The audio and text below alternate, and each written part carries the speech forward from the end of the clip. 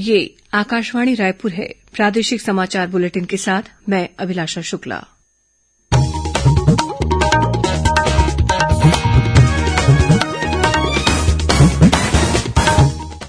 और अब पेश है आज के मुख्य समाचार।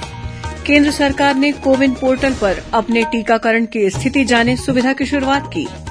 छत्तीसगढ़ में अब गोबर से बनाया जाएगा प्राकृतिक पेंट। मुख्यमंत्री की उपस्थिति में तकनीकी हस्तांतरण को लेकर हुआ एमओयू। 11 नगरीय निकायों में 67 करोड़ रुपए के विकास कार्यों का वर्चुअल लोकार्पण और भूमि पूजन किया गया। गरियाबंद में आयोजित महिला सशक्तिकरण समारोह में अलग अलग क्षेत्रों में उल्लेखनीय कार्य करने वाली जिले की महिलाएं सम्मानित। और प्रदेश में आगामी 2 दिनों के बाद न्यूनतम तापमान में गिरावट आने की संभावना। कल 1-2 स्थानों पर हल्की वर्षा होने के आसार।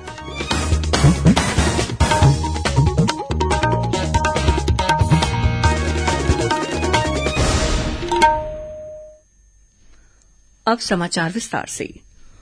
कोविन डिजिटल प्लेटफॉर्म पर एक नई सुविधा अपने टीकाकरण की स्थिति जाने शुरू की गई है। इससे किसी व्यक्ति के टीकाकरण की स्थिति और विवरण सत्यापित करने या संशोधित करने में मदद मिलेगी। सेवा प्रदाता भी किसी नागरिक के अनुरोध पर उसे सेवा उपलब्ध कराने के लिए इस सुविधा का उपयोग कर सकेंगे। केंद्रीय स्वास्थ्य मंत्रालय ने कहा कि ट्रैवल एजेंसियां इस सुविधा का उपयोग कर टीका लगवा चुके लोगों को ही यात्रा की अनुमति देकर लोगों के लिए यात्रा सुरक्षित बना सकेंगी। नियोक्ता इस सेवा का उपयोग कर्मचारियों के टीकाकरण की स्थिति जानने तथा कार्यालय और कार्यस्थलों में काम फिर से शुरू करने के लिए कर सकते हैं। छत्तीसगढ़ में अब गोबर से प्राकृतिक पेंट बनाया जाएगा। इसके लिए मुख्यमंत्री भूपेश बघेल की उपस्थिति में आज रायपुर स्थित उनके निवास कार्यालय में आयोजित कार्यक्रम में गोबर से प्राकृतिक पेंट बनाने की तकनीक के हस्तांतरण को लेकर एक एमओयू हुआ।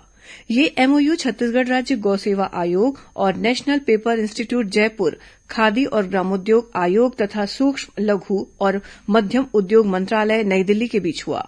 इस मौके पर मुख्यमंत्री ने बताया कि प्रथम चरण में राज्य के 75 चयनित गौठानों में प्राकृतिक पेंट निर्माण की इकाई स्थापित की जाएगी। इसके लिए महिला स्व सहायता समूह की सदस्य, महिलाओं और युवाओं को कौशल प्रशिक्षण नेशनल पेपर इंस्टीट्यूट जयपुर द्वारा दिया जाएगा।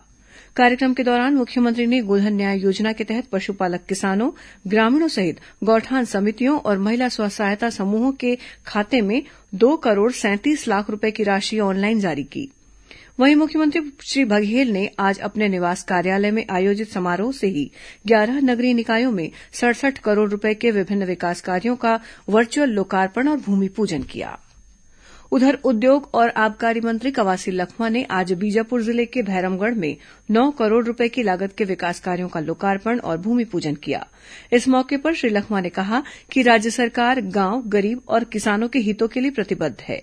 सड़क, पुल पुलिया, बिजली, पेयजल सुविधा, स्कूल, आश्रम, राशन दुकान और स्वास्थ्य केंद्रों की स्थापना से गांवों के विकास को बढ़ावा मिला है। कार्यक्रम में कोरापुट के सांसद सप्तगिरी शंकर उल्का, बस्तर सांसद दीपक बैज, नारायणपुर के विधायक चंदन कश्यप सहित कई जनप्रतिनिधि और ग्रामीण उपस्थित थे। गरियाबंद जिला मुख्यालय में आज महिला सशक्तिकरण सम्मान समारोह का आयोजन किया गया। इस मौके पर पद्मश्री फूलबासन बाई और अन्य अतिथियों ने अलग अलग क्षेत्रों में उल्लेखनीय कार्य करने वाली जिले की 12 से अधिक महिलाओं को सम्मानित किया। समारोह में पद्मश्री फूलबासन बाई ने गरियाबंद की महिलाओं के जज्बे की तारीफ करते हुए कहा कि हजारों की संख्या में महिलाओं का एकत्रित होना उनकी दृढ़ इच्छा शक्ति को दर्शाता है। उन्होंने कहा कि आज गरियाबंद गुलाबी हो गया है। नारी शक्ति अपनी ताकत दिखा रही है। 2 मुट्ठी चावल, 2 मुट्ठी दाल और 2 रुपए तथा एक पुरानी साड़ी के माध्यम से आयोजित किया गया ये कार्यक्रम अपने आप में अनोखा है। श्रीमती फूलबासन ने कहा कि महिलाएं अपने घर परिवार को नशे से दूर रखने का प्रयास करें तथा जिले को नशा मुक्ति की ओर ले जाएं। कार्यक्रम में पुलिस अधीक्षक पारुल माथुर ने महिलाओं का हौसला बढ़ाया और उन्हें स्वरोजगार के लिए प्रेरित किया। उन्होंने कहा कि महिलाएं किसी भी तरह के उत्पीड़न और घरेलू हिंसा से न डरें, ऐसा होने पर विरोध करें। उन्होंने भरोसा दिलाया कि पुलिस सदैव आपके साथ है। प्रदेश में आगामी 1 नवंबर से समर्थन मूल्य पर धान खरीदी शुरू होगी। इसकी तैयारियों के मद्देनजर आज जगदलपुर में खाद्य सचिव टोपेश्वर वर्मा ने समीक्षा बैठक ली। इस दौरान श्री वर्मा ने सीमावर्ती क्षेत्रों से किए जाने वाले धान और मक्का के अवैध परिवहन पर कड़ी कार्रवाई करने के निर्देश दिए। उन्होंने धान का अवैध परिवहन करते हुए पाए जाने वाले वाहनों को जब्त करने के साथ ही तत्काल एफआईआर दर्ज कराने को कहा। गौरतलब है कि बस्तर संभाग में इस वर्ष 818 लाख मीट्रिक टन से अधिक धान खरीदी का लक्ष्य है। देश में अब तक 116 करोड़ 50 लाख से अधिक कोविड रोधी टीके लगाए जा चुके हैं। केंद्रीय स्वास्थ्य मंत्रालय ने बताया कि कल शाम तक 67,25,000 टीके लगाए गए। इधर छत्तीसगढ़ में कोरोना से बचाव के लिए अब तक 2 करोड़ 55 लाख 43,000 से अधिक टीके लगाए जा चुके हैं।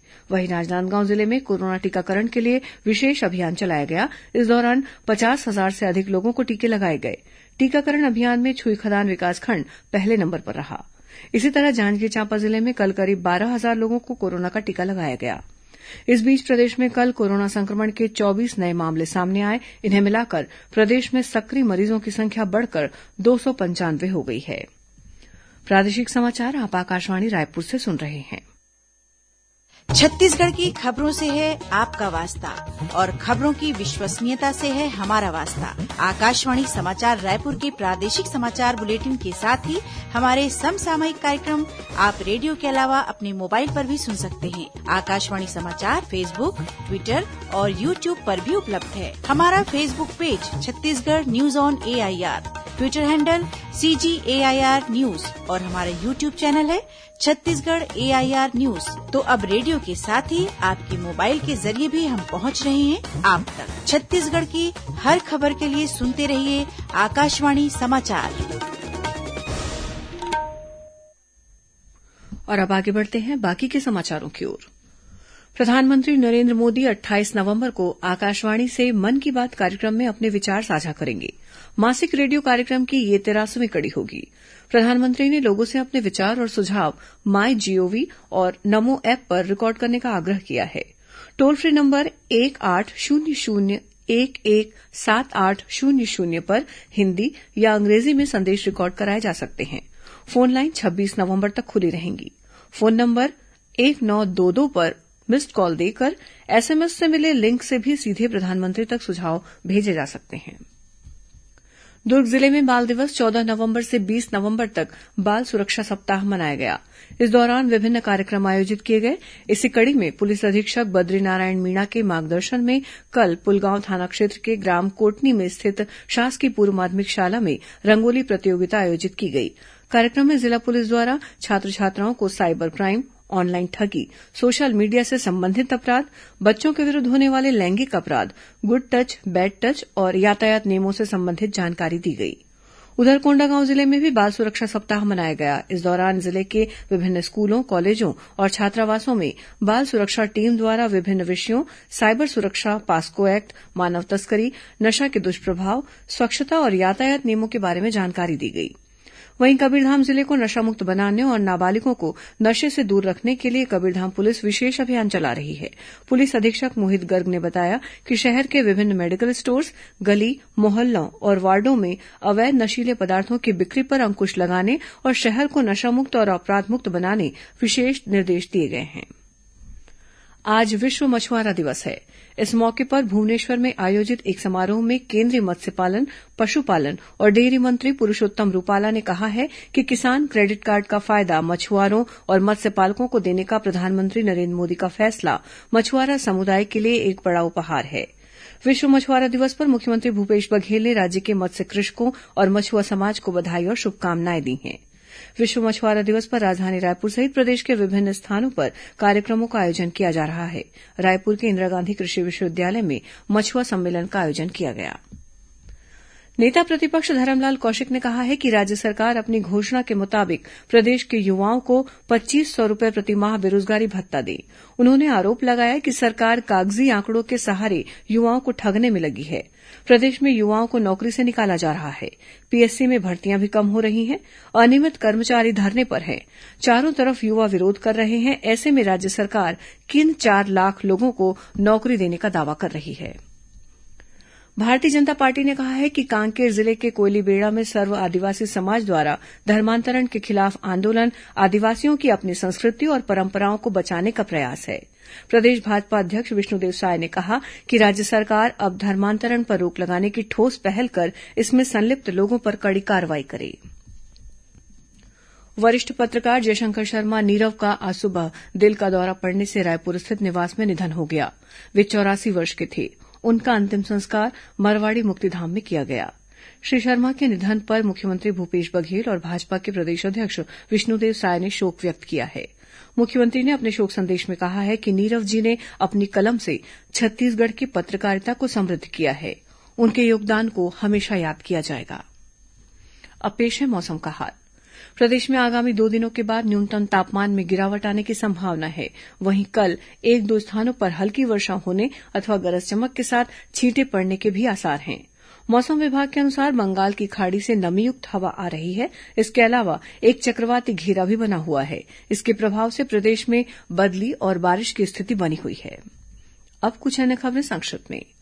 आज विश्व टेलीविजन दिवस है। इस अवसर पर एक ट्वीट में प्रसार भारती के मुख्य कार्यकारी अधिकारी शशि शेखर वेम्पटि ने कहा है कि दूरदर्शन में भी काफी परिवर्तन हुआ है। मुख्यमंत्री भूपेश बघेल से आज रायपुर स्थित उनके निवास कार्यालय में केंद्र सरकार के वरिष्ठ सुरक्षा सलाहकार के विजय कुमार ने सौजन्य मुलाकात कर राज्य में सुरक्षा से जुड़े विभिन्न मुद्दों पर चर्चा की। समाज कल्याण विभाग द्वारा दुर्ग में आज दिव्यांगजनों ने रैली निकालकर मतदाता जागरूकता का संदेश दिया। अखिल भारतीय आयुर्विज्ञान संस्थान एम्स रायपुर में कल chronic obstructive pulmonary disease COPD का मेगा स्वास्थ्य शिविर लगाया गया। इस शिविर में 175 मरीजों की जांच की गई। इनमें सबसे अधिक संख्या ट्रैफिक यातायात पुलिसकर्मियों की थी। दंतेवाड़ा जिले के बारसूर थाना क्षेत्र में आज इंद्रावती नदी में केंद्रीय विद्यालय के एक कर्मचारी की डूबने से मौत हो गई। कर्मचारी अपने अन्य साथियों के साथ पिकनिक मनाने मुचनार गए थे। और बलौदाबाजार जिले के ग्राम खमरिया में विवाह समारोह में शामिल होने आए करीब 18 लोग फूड पॉइजनिंग के शिकार हो गए। पीड़ित सभी लोगों को अस्पताल में भर्ती कराया गया है। फिलहाल सभी की स्थिति सामान्य है। अंत में मुख्य समाचार एक बार फिर। केंद्र सरकार ने कोविन पोर्टल पर अपने टीकाकरण की स्थिति जाने सुविधा की शुरुआत की। छत्तीसगढ़ में अब गोबर से बनाया जाएगा प्राकृतिक पेंट। मुख्यमंत्री की उपस्थिति में तकनीकी हस्तांतरण को लेकर हुआ एमओयू। 11 नगरीय निकायों में 67 करोड़ रुपए के विकास कार्यों का वर्चुअल लोकार्पण और भूमि पूजन किया गया। गरियाबंद में आयोजित महिला सशक्तिकरण समारोह में अलग अलग क्षेत्रों में उल्लेखनीय कार्य करने वाली जिले की महिलाएं सम्मानित। और प्रदेश में आगामी 2 दिनों के बाद न्यूनतम तापमान में गिरावट आने की संभावना। कल 1-2 स्थानों पर हल्की वर्षा होने के आसार। इसी के साथ प्रादेशिक समाचार बुलेटिन समाप्त हुआ। नमस्कार।